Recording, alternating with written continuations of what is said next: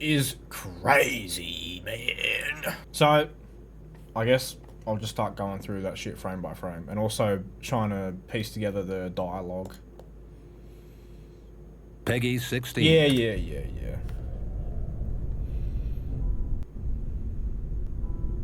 Mikula the Kind spoke of the beginning.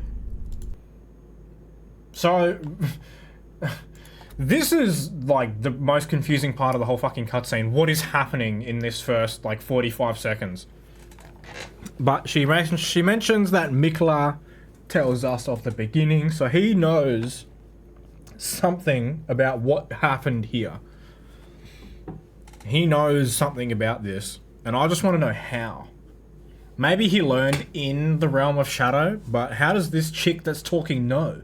Because she's following in his footsteps with us. I mean, presumably. Because she also sounds like the chick who's like, come on then, touch his withered fingies and come to the realm of shadow. So I have a feeling that she had never even set foot in there until we did. So how would she know what Mikula's been telling everyone in that place?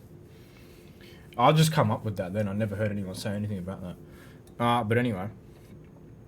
It's kind of tough to see what the fuck she's actually doing here, Queen Marika. This is Marika, by the way. If you need any proof, I'll whip up a picture of her. Look at her big, beautiful bangles. It's the same shape. So what hand is this? That's her left hand. That's the same fucking bangle. I don't think anyone's out here arguing that that's not Marika, but I just thought I'd show you. That's Marika. What she's doing here, though, it's the tough part, because it looks like this is some sort of cloth. You can see stitching here. I don't know what you call this. It's like the little bumps that you would see on, like, the holes for buttons on shirts and shit. It kind of looks a bit like that. How the bits around the holes stick up. I don't know what's inside, but I think all of this is the cloth. And then there's something else inside here. Now, I've heard some people say it looks like a pregnant belly. It could be. It could be the inside of someone. The clothing here sort of makes me think of, like, glow-eyed queen godskin swaddling cloth. I know people have started bringing back up the whole idea of maybe Marika's the glow-eyed queen, but that shit makes no sense. Why would Malekith defeat her? Why would Malekith fight Marika? But it seems she's pulling out a rune arc of sorts. Yeah. The seduction and the betrayal. So I think Marika seduced someone, and I think that's how she got her foot in the door to becoming a god. Like, she was just some random fucking nobody, and then she seduced, like, the lord at the time, or, like, some god. Maybe she's been Radagon the whole time, and she turned into Radagon, or got Radagon to go seduce the glow-eyed queen, and then they betrayed her, killed her, and this is where she's grabbing this shit out of. That's possible, too. What I think is really strange about this whole place is that there's just viscera everywhere. Her hands are covered in it. I think that's because she's just stuck her hand inside someone's body, though. Like, And the betrayal. Look at all of this. That's obviously Marika. That's a woman's leg. It looks like skinned bodies. That kind of looks like a rib cage, but it could be something else entirely. But that looks like a spine. Someone's spine. These look like more bones here. I don't know where this is, but we do know that the Erd Tree seems to, like, feed on bodies, right? If you look in all the catacombs, all the bodies are, like, embedded into the roots, so it seems like the tree is carnivorous. An affair from which gold arose. That could have a double meaning. It could mean that Marika actually had an affair, but I don't think that's the case. Maybe that is, like, part of the betrayal, though. See, she seduced somebody, and then through having an affair, betrayed them, which gave birth to gold.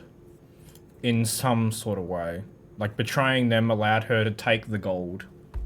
Rose. What it looks like here, like you can see a nice sky and it looks like an ocean here. This all reminds me of Elden Beast's boss room. And if I had to give you an answer as to what I think is going on here, I think Marika is essentially grafting the Erd tree into the Great Tree at the roots of this big tree. Because I feel like she's basically injecting this area into the tree. I'm not exactly sure how that would work, but that's what it seems like to me. It's like she's calling the Elden Beast or the Greater Will. Maybe she's been possessed and seduced by the Greater Will the whole time. Who knows? Maybe the whole seduction thing is actually The seduction. like she was actually with someone, but she was seduced by the Greater Will / Elden Beast and then betrayed them. And then she gave birth to gold through the power she was granted by being essentially seduced by the Greater Will. But I do think that's what's happening here, is she is more or less becoming a god and injecting what this looks like to be the base of something, right? It kind of looks like giant fucking roots full of skinned bodies. So this could be like the very, very base and roots of what would become the Erd tree. But I feel like she's more or less injecting this shit into here using that rune arc that she has there. I wouldn't be surprised if this hair-like substance she's holding ends up being the exact same rune arc that has her crucified. Many, many people have been like, oh, look at the gloomy skies, Glowmite Queen. Yeah, maybe. This could have a lot to do with the Glowmite Queen. Like, for all we know, this is her dead body, the Glowmite Queen. But there's no confirmation on that, and there probably never fucking will be. This could be the body of a Glowmite Queen, it could be the body of the last Lord, it could be a dude. It could even be the pregnant woman from the portrait in the first trailer, the gameplay trailer. You know how there's that portrait of the old dude who ends up being the one with the spike stuck in him? And then there's that woman holding her belly, who's presumably pregnant. It could be this chick too. Marika could have done something dirty to her. Seduced her and fucked her over, who knows? The whole seduction thing could go anywhere. It could be Marika was seduced by an outer god, or it could be she seduced someone else and then betrayed them. But I feel like this is where Marika more or less becomes a god. Like her allowing the Greater Will / Elden Beast to come into this world is what allowed her to essentially become the vessel for the Elden Ring, becoming a god. The color of the sky could be to do with the Glowmite Queen, it might not be. But all the skinned bodies everywhere remind me of god skins, and also remind me of the Erd Tree root system. So this could be the base of the Great Tree that eventually has the Erd Tree grafted into it, which could be what she's doing right now. And so too was Shadow born. So too was Shadow born. I don't really know. I guess it's because, like, where there's light, there's dark. If we're talking Dark Souls, when there's light, there's dark. When there's heat, there's cold. When there's gold, there's shadow. Which sort of adds up when you look at, like, the Greater Will and the fact that they have their gold followed by their shadow. The Empyrean, who would become the vessel for the Elden Ring, which is all gold, all have shadows that are woofs. We don't actually see Miquella and Melania's shadow. Perhaps they're in the land of shadow. Maybe they're dead. Who knows? But I think that's basically what that is. Where there's gold, there's shadow. When she introduced gold into the world, shadow was also born. What followed was a war unseen. So, all of this that we just saw then, the first like 50 seconds of this, I think this is like the earliest time period we have ever seen in the story. Like being told to us directly. And then I think what happened after this is I believe that she had not given birth to Mesmer at this time, but I believe right after this, she eventually has him with someone. I don't know. I know the whole assumption was that he was like a child of Radagon and Marika because he's got the red hair and he could possibly even be cursed. When you look at him, he kind of looks cursed, his body. I'm going to get into more details about that and how I think it relates to the Godskins, but I think she had Mesmer after this and then basically raised him to be a warlord so he could do all of her dirty work to get all of her enemies out of the way. And when you look at the evidence of that, there's the fire giants, and you always hear about the hatred that they all have towards the Omen, but you never really see enough of a fighting force directed towards the Omen other than the Omen killers. But the Omens were her enemy because I believe she more or less came here and usurped the power of their land and world and heritage. Like, I'm sure this is the tree they used to worship, the base of it. And then she comes along and she's like, I got my own tree now, bitch. And then they start fighting over it. And I think Mesmer is supposed to be like the one doing all the dirty work for her to get them out of the picture. What followed was a war unseen.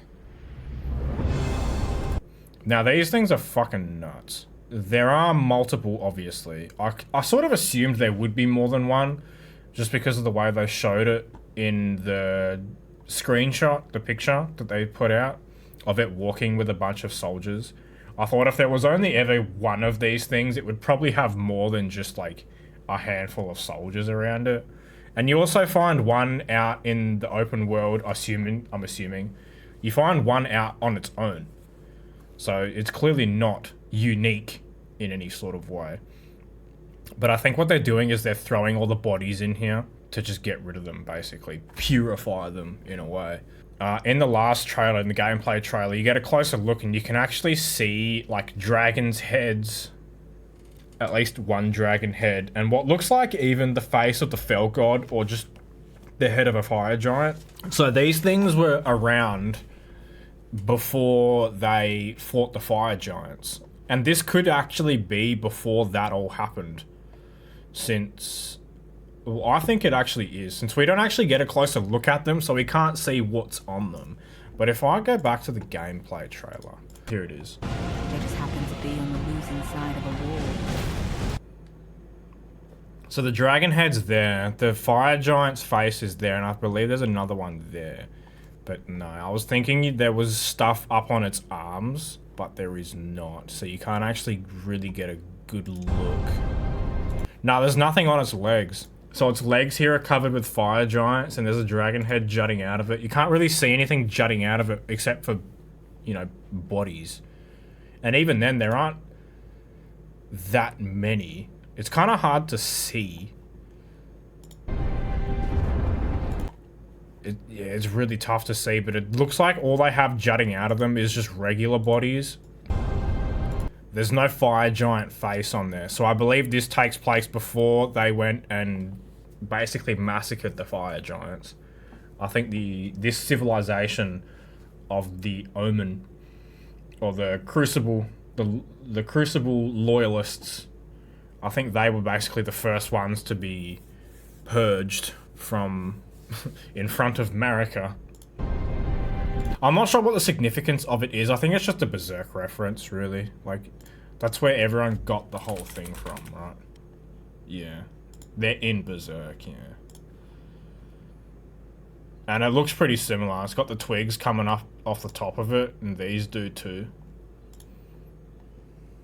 Full of bodies, on fire. The architecture here, I'm pretty sure this is the same city we see in this trailer. Here. So there'll be a better view of it in a bit, but I'm pretty sure it's the same. And I don't just say that because of the black stuff peeling off of it. It looks quite similar. The army looks so cool, dude. Look at that helmet. That's one of the knights. You can see the plume there, the white plume. in this trailer. Yeah, it's one of these guys. I'm pretty sure. That guy is one of these. But he's not actually holding a twin blade here. I don't think so. It's kind of hard to tell, but it looks more like a spear there. But he's holding a big old twin blade here. Maybe this is like an elite. Or maybe he even is a boss. I was always under the assumption this guy is just sitting outside the boss wall. The boss fog wall. But like the Black Flame Monk in front of the Godskin Apostle in the Caled Divine Tower. It is a very wide open area, so it would seem kind of strange that this small knight would be a boss. But yeah, I think this is Messmer's army. It has to be. Because they're all using spears. That's basically all the evidence I have for it being Messmer's army, but it's kind of fucking obvious, you know. He's the one leading this whole thing. One that could never be put to sword.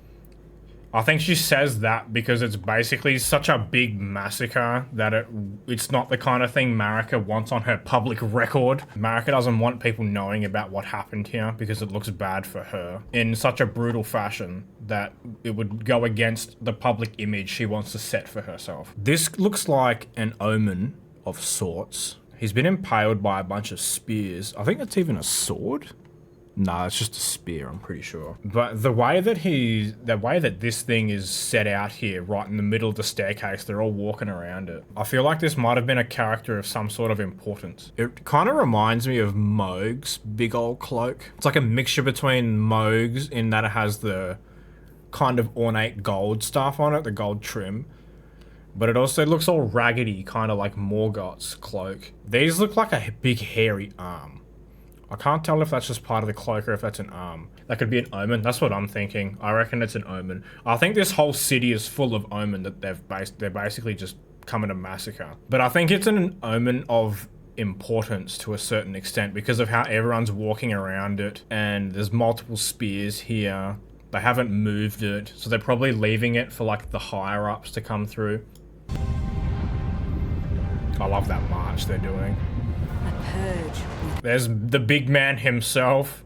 Grace or honor. Fucking look at that shot, dude. But this is what makes me think this is the same place as this. Because of this big wall here. I reckon he's going to become my favorite character. I was saying just before when I was playing Dark Souls. Fucking, he's a left-handed. Me too. He's a redhead. Me too. And he likes spears. Me too. Reminds you of Landale, the Erdtree capital. I think this is the previous capital of the Great Tree. Like the Omens when they still ran the place. I think it is the same place because it's kind of, it's fucking hard to see. This isn't doing anything for me. There's an arch here. I don't know how easy that is to see for you, but there's like a little arch here embedded or like carved into the wall. And there's a bunch of arches carved into these ones too, part of the architecture. It's definitely the same place, just in a different view. Yeah, that's what I think as well. I like the detail of the little black trails following the flame things around. They look like fire, like snakes of fire going all throughout the sky. They're clearly being controlled by him since he's got his hand out like, yes, do my bidding, bitch. The tyranny. This is... I don't know who this is, but it's got to be a chick because they have their feet exposed, and that's a very feminine trait in these games. It looks like she's cradling a statue. It looks kind of like the base of the Godskin Stitcher, but I don't think that's actually what it is. It just has a similar looking design in the twist that it has. It looks like a broken spear. Yeah. I think it's... It kind of looks like this thing standing up in the back here, but broken. Of mess. Oh, no, that's just one of their weapons. It could be. It could be a big broken spear. But it looks like she's cradling it like a baby. Melina. I was about to say, I've heard people theorize that this could be Melina when she burnt herself for the tree and became a kindling maiden.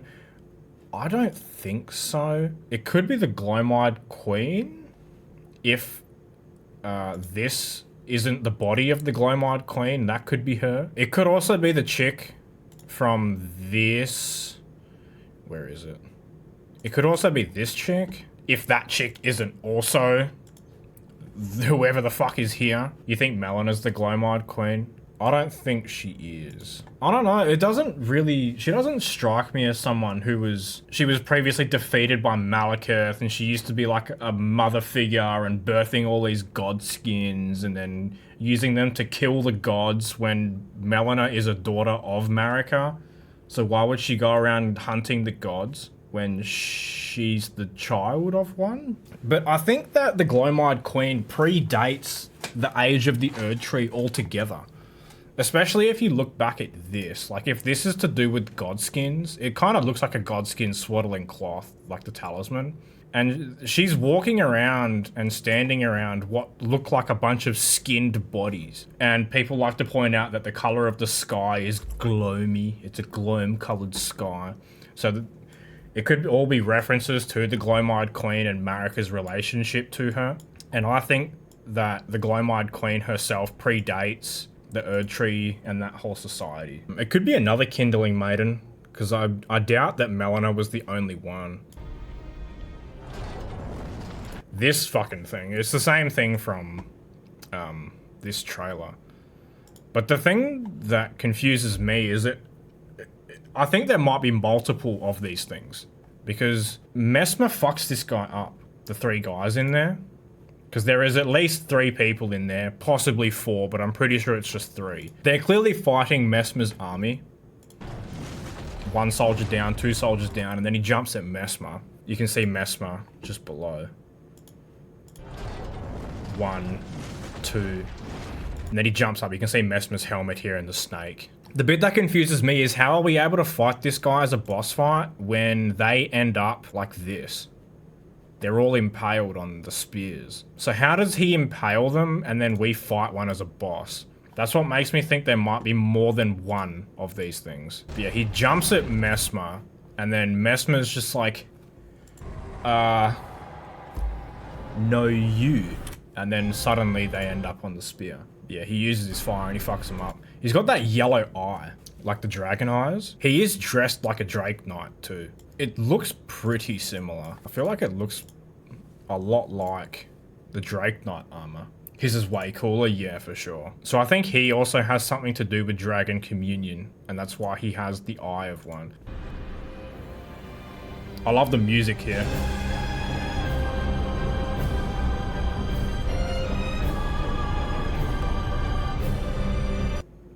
But yeah, it seems like he fucked him up because he's the one who won. That's him holding up his spear, likely in both celebration and some sort of prayer to Marika. Like, I did it, mama! I did it! Am I a good boy now? But you can see 2 feet dangling here, 2 legs. And I think that's the head of the lion. Messmer doesn't seem like a good guy, but I don't know, that's a hunch. He just seems like he was Marika's like henchman, basically. He seemed to do all of Marika's dirty work. I don't know if he's necessarily a good or a bad guy. He's just loyal to his mama. I just noticed, is that a strap on his helmet? He's got straps on the helmet, but he doesn't wear them. Damn, he rides a bike, but he doesn't put the straps on his helmet, he just puts it on his head. That actually looks like another head. I think my camera's kind of covering it, but up here, that looks like another head. He kind of looks like Radagon. Yeah, the initial assumption was that he was like a child of Marika and Radagon, but I think if you put the whole timeline together, I don't think that works out. I think he predates even when Marika got with Godfrey. Like, I think this guy's older than Godwyn. Maybe it's all about the same time. Maybe Marika's always been Radagon, and she had a child with Radagon before she even hooked up with Godfrey. Who fucking knows? But yeah, it looks like there's another head there. So I think there is multiple. I think there are multiple. That's an arm. So that's what makes me believe there are multiple of them. And that's how we can fight one as a boss, because it's probably the last one that's still left after what Messmer did. I love the pose he strikes here. Just holding his spear up, holding it by the base. Actually, the more I look at it, the more I think these are 3 different lion dancers. 3 different ones of these. So initially I thought that it was just one of the guys, the head guy, then the guy in the middle, then the guy in the back or whatever.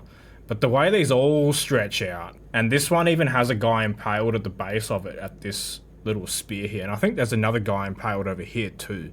Makes me think that he killed a fucking bunch of them. And we're probably going to have a really hard time killing one of them.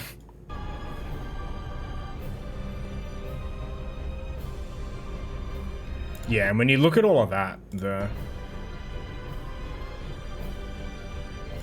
the city seems to be like deteriorating and going up into the tree. I have no fucking clue where to even start. It almost looks like strands of hair coming out of the tree. Like when you look at it initially, it looks like it's seeping sap, right?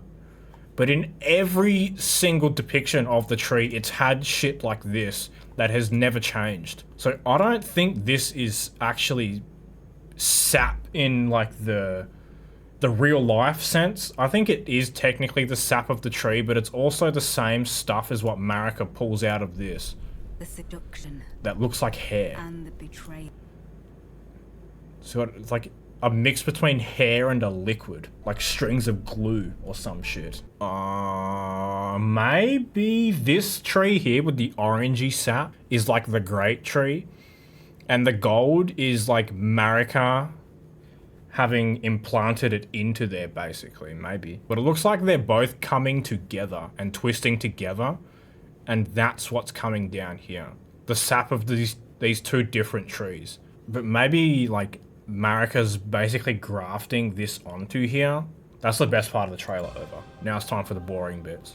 And so kindly Miquella would abandon everything. I think these are our new sites of grace, because I don't think it would make much sense for actual sites of grace to be in the DLC. I doubt the Greater Will has much of a presence here anymore. I'm pretty sure this is Miquella's Great Rune, because he divested himself of all things golden.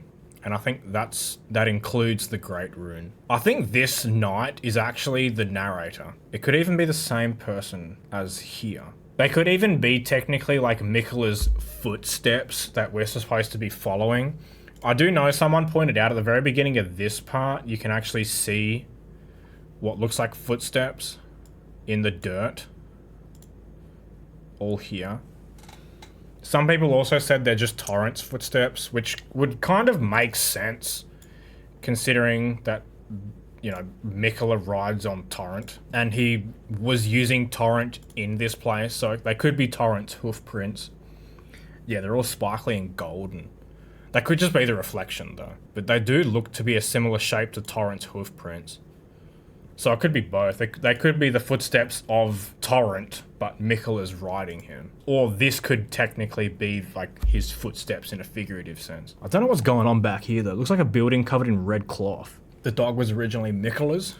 Must have been. Considering the whistle you use is made of unalloyed gold.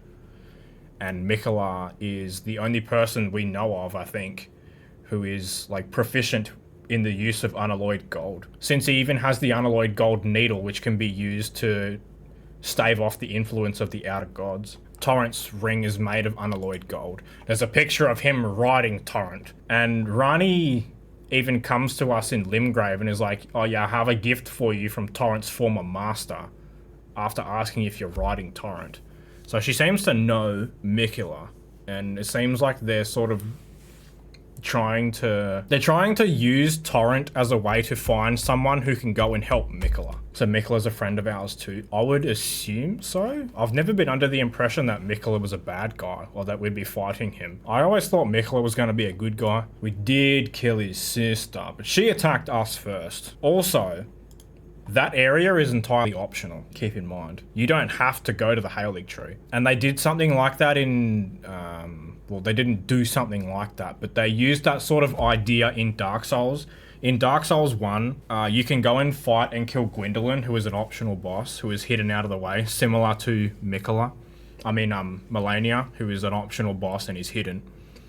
But in Dark Souls 3, it turns out that Gwendolyn never actually died in Dark Souls 1. So lore-wise, your character never even encountered him likely. You could view it as if you never go to the Halig tree, then you never actually do them dirty. Yeah, there's another one. Seeing the second one is what made me think, yeah, these are probably the sites of grace. It's a weird thing coming up off of it, though. It almost looks like strands of hair.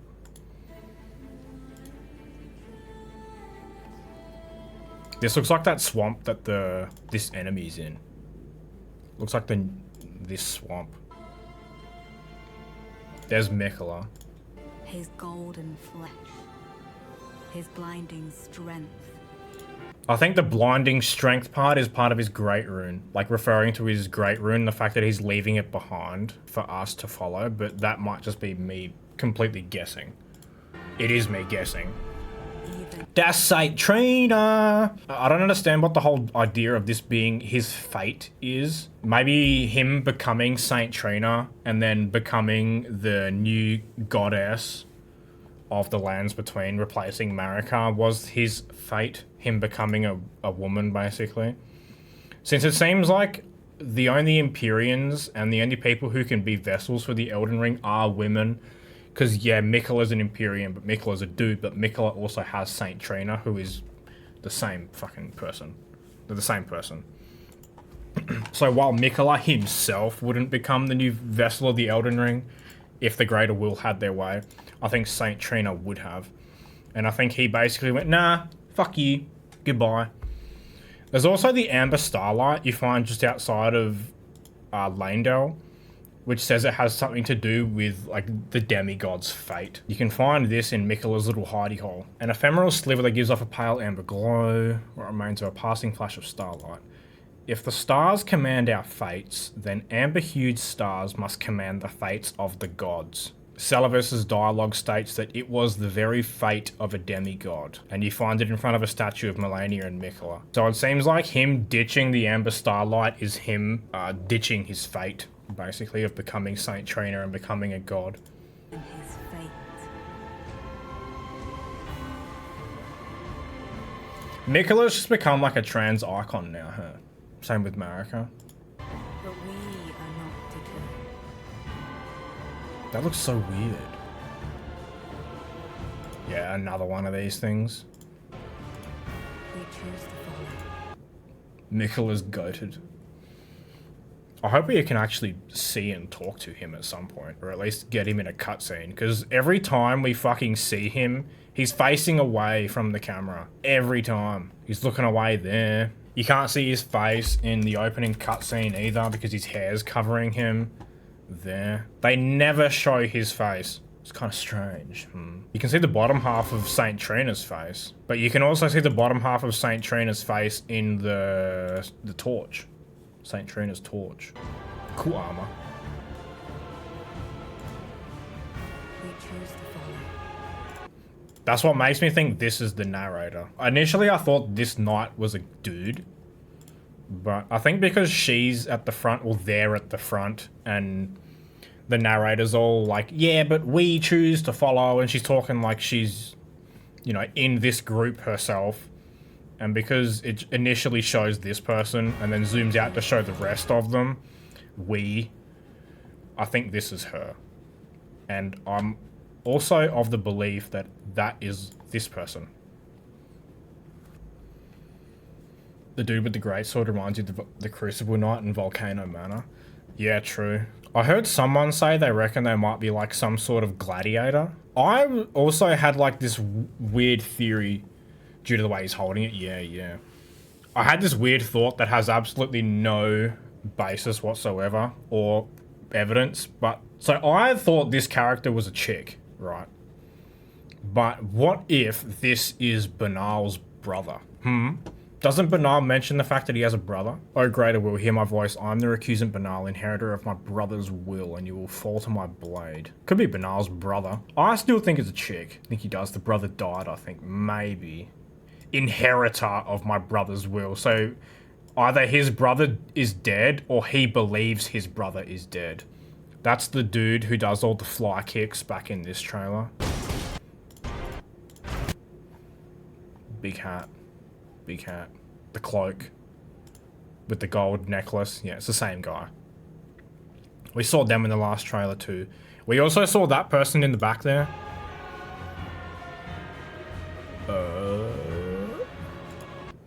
Yeah, so this person in the back is also in that trailer. The one with the white hair. They're like sleeping. This person. So they went through a whole showcase of a bunch of the NPCs we're going to meet. I didn't even really pick up on that. I thought this was a boss. No fucking way we get to cosplay as Kung Fu Panda now. You didn't see this from the last trailer? As soon as I saw that, I thought, dude, Bone Fist is back. Fucking Bone Fist. The kicks. The best fist weapon they've ever fucking made. This person's also in the last trailer. He's the dude with the, there he is. He's the dude with the pot. He looks like Havel. But there are two NPCs here we have not seen before. This one reminds me of Yuria, which is a good thing because I've been missing this type of helmet. They have one type of helmet like this. I think it's the Avionet helmet. Yeah, the Marionette. My bad. Marionette. So you have that type of helmet. And my favorite helmets from Bloodborne and Dark Souls 3, that kind of helmet. This kind of helmet. These are my favorite types of helmets they've made in the FromSoft games. And the closest thing to it was this from Elden Ring. So I'm hoping that this character here has a mask that is like one of these. The helmet from Elden Ring's goofy. All the fucking armor in Elden Ring looks goofy, dude. It's the same style helmet. You can clearly see that someone at From Software likes this kind of helmet, and thank fuck, because so do I. But this NPC seems to be facing away. Doesn't give a fuck. I like what they're wearing too. It reminds me of the Yargul Hunter set. But yeah, so it seems like these are all people who are doing the same thing we are, in that they're following in Miquela's footsteps to discover the mystery of where the fuck he is and what he's doing. So we got at least 2 chicks, I think. I'm pretty sure that's the chick talking. And I'm pretty sure that person is also a chick. The one sleeping. That's why I initially thought this was Saint Trina or like a boss fight or even both. Me. I don't know if that's a dude. I want to say it's a chick, but it kind of looks like there's a beard there. Other than the hair coming out the back. It looks like a beard. I hope it's not a beard, and I hope it's just part of the helmet that you can take off. One thing I forgot to touch on. One thing I think is that Messmer is or has a close tie to the Godskins. Because if you were to take all of his armor off and put the Godskin Apostle armor on him, I think he would look exactly like a Godskin Apostle, just without the whole stretchy torso. But who knows, maybe he does have a stretchy torso, he just doesn't do it. He looks very similar to the Godskins, and even just in this wrist bit that he wears. So you would see that wrist bit. It looks a lot like, for example, the Godskin Nobles. It looks pretty similar. I don't think the Godskins one is made of metal though, like his is. But yeah, I think he has a very similar body structure to the Godskin Apostles. Similar facial structure too. Maybe the Godskin copied his style. Possibly. Maybe he was inspired by them. I'm not sure what the connection is between them, but I think there is a connection between Messmer and either the Glowmide Queen or the Godskins. He's tall and very skinny. And he's got the serpent connections too, just like the Godskin Noble has a big old serpent tail. An hour and a half to cover a 3-minute trailer. Leave it to me. The first minute of this cutscene is probably the most confusing part, and the part that I reckon people are going to be picking apart for years. Because there could be some big lore implication in the DLC that completely changes the context of this and the implication of it. But that seems like clothing or a swaddling cloth.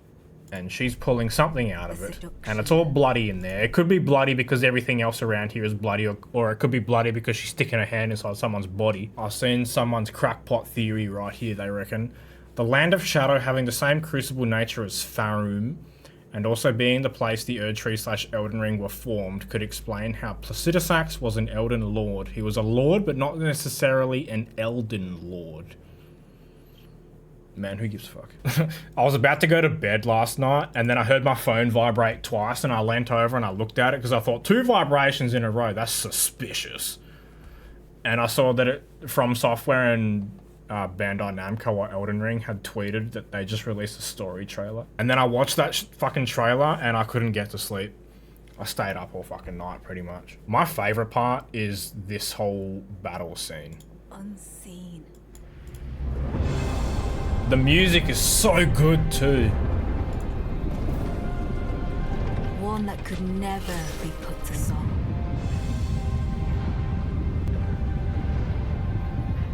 A purge without grace or honor. The tyranny of Messmer's flame.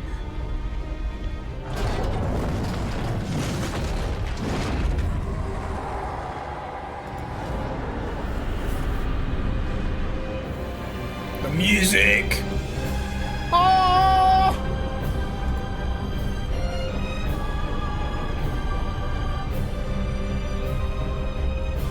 The trailers for Destiny look so cool. I haven't had a look at them. I like the music in this trailer so fucking much that I'm gonna start putting it in my outro for a while anyway. Here, I made a new outro with it.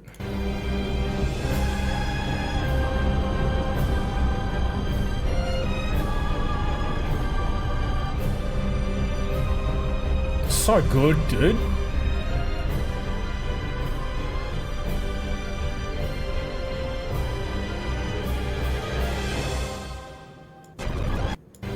Love how the violin sounds like an actual voice, right?